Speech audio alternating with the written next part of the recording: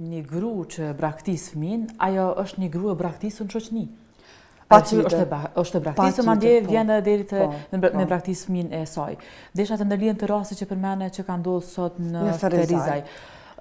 Kjo nën kupton që ka raste derisa një nane ka hedh fëmin e saj në kushin e plehrave. A ka mundësi që ka raste që na fare nuk dim që nuk raportohen, thjesht ato e lindin fëmin e hudhin dhe na nuk e kemi idenë as nuk ka raporte për kurgja për to. Kjo na jep me kuptu që na nuk kem të raportu më raste sa ka raste që ndodhin. Agjencia e Statistikave të Kosovës ka raportu për 5 vitet e fundit dykon 87 raste të braktisjes në Kosovë.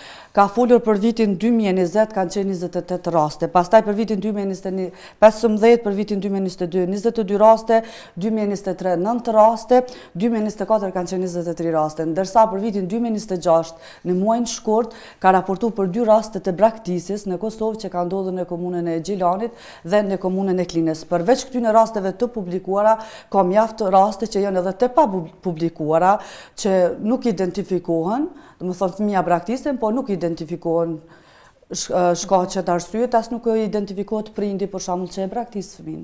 Megjithëse për 5 vitet e fundit pas ka një ramje në vitin 2022 vrej dikon. Kjo do të thotë që prap akoma ekziston, akoma është. Patjetër.